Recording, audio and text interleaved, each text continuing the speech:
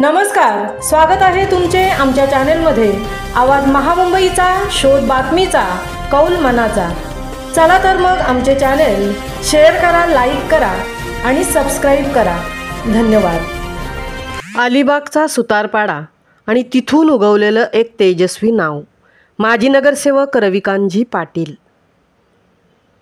अलिबाग तालुक्यातील सुतारपाडा या छोट्याशा गावात जन्मलेला एक तरुण। घरची परिस्थिती साधी, पण स्वप्न मात्र मोठी।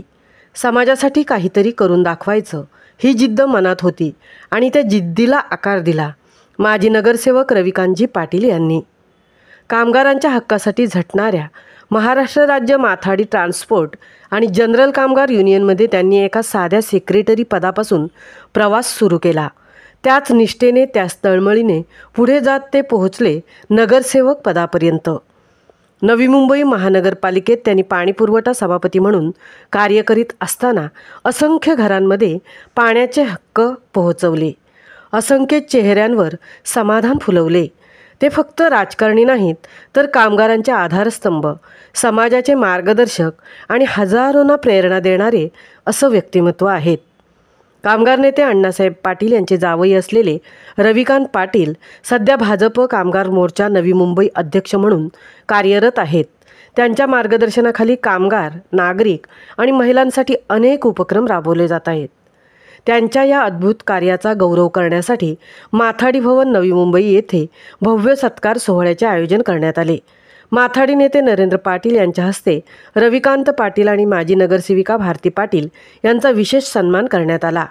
या सोहळ्याला महाराष्ट्र राज्याचे वनमंत्री तथा आमदार गणेश नाईक, माजी खासदार संजीव नाईक, माजी आमदार संदीप नाईक, आमदार शशिकांत शिंदे, माजी नगरसेवक केशव अंकल म्हात्रे, शंकर मोरे, संदीप म्हात्रे, श्रीराम भोईर, समाजसेवक मारुती सकपाळ, शिरीष पाटील, प्रताप महाडिक आदी मान्यवर उपस्थित होते।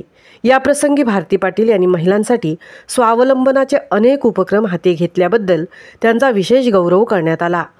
महिलांच्या सक्षमीकरणासाठी त्यांनी उचललेले पाऊल समाजात एक प्रेरणादायी उदाहरण ठरले आहे। कार्यक्रमात वातावरण भारावलेले होते। प्रत्येकाच्या डोळ्यात अभिमान, प्रत्येकाच्या ओठांवर रविकांतजी पाटील या नावाचा जयघोष होता। शेवटी वाढदिवसाचा केक कापण्यात आला आणि शुभेच्छांचा वर्षाव होताच सारा परिसर टाळ्यांच्या गजराने दुमदुमला।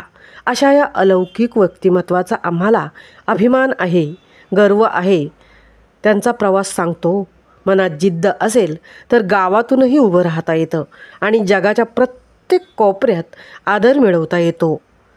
आवाज महामुंबईचा चॅनेलसाठी संदेश पाटील, सहतृप्ती भोईर, नवी मुंबई।